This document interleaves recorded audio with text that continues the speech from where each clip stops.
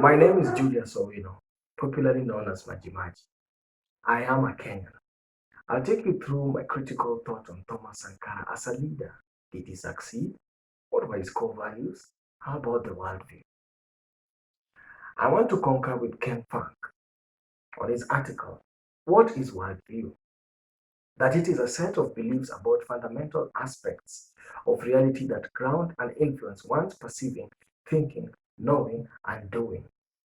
Reflecting on Thomas Sankara, perhaps we can derive that the greater the influence of worldview on one's actions, the greater one's impact in the society. In 1983, a selfless Pan African young man, Sankara, at only 33 years of age, rose to power and took over the Republic of Upper Volta.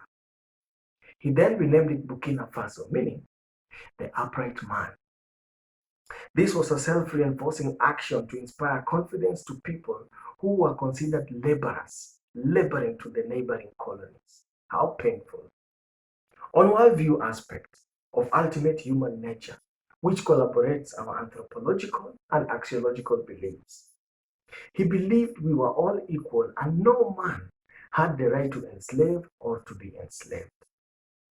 He was burdened by the oppression of the colonial government and conformity of his fellow countrymen as born laborers who labored for the neighboring colonies. That was painful.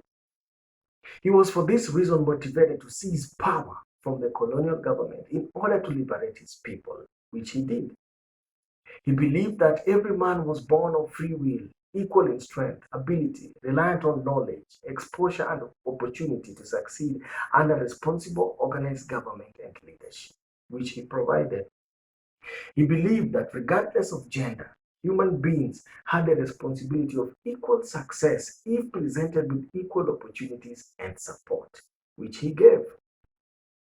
He embarked on robust women empowerment program to liberate women from cultural bondage that not only saw the outlawing of female genital mutilation and forced marriages, but also included women in political participation and governance. Women were leading in his government. Respecting gender relationship as intended by God and nature, he involved men in understanding his belief by establishing a Women's Day where men were required to undertake feminine chores like going to the market. This was to diffuse toxic masculinity, which still is rampant in Africa. Theologically, his worldview, he believed in God and respected religions. He also strongly believed that God did not favor oppressors. In this, he got his strength to apprehensively advocate for economic liberation of Africa. He demanded dignity in dealing with Africa as an equal global partner before God and man. In his classical utilitarian approach, he cited the Bible and the Quran on the need to cancel Africa's debts. This was in his speech at the AU Summit Convention in Addis Ababa in July 29, 1987, where he called on African leaders and states present to unite against debt.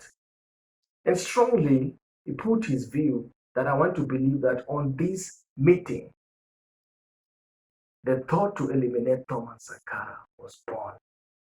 He was becoming fearless and so upright.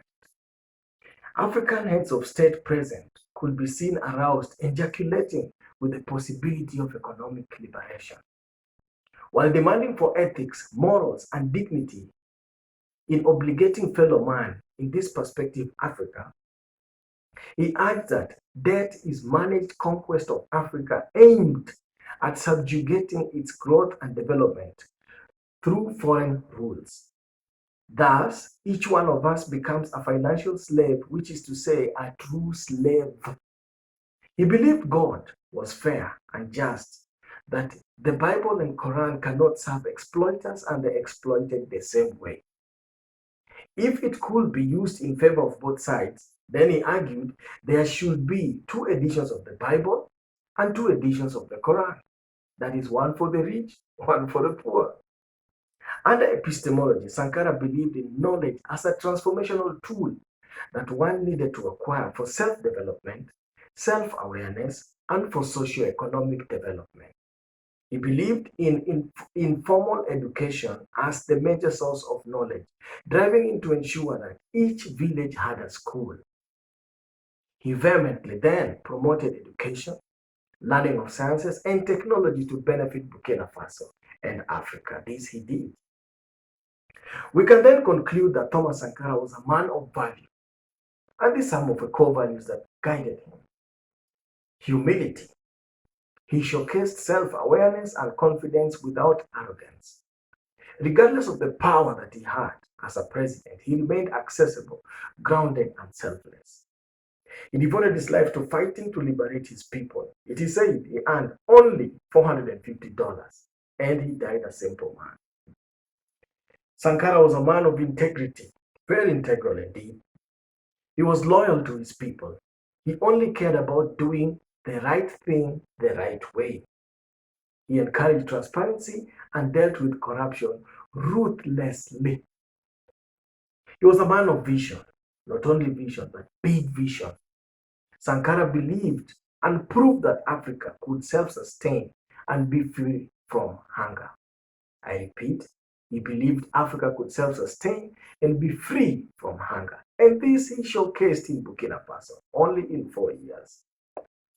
So, did he succeed as a leader? Yes, he did.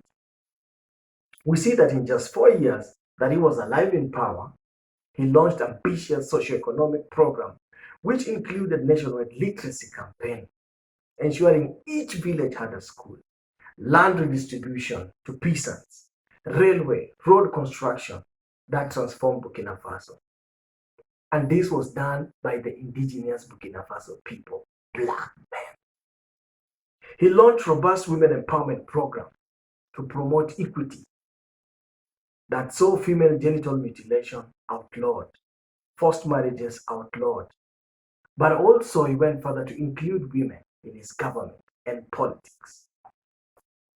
Burkina Faso was food secure and hunger was a thing of the past.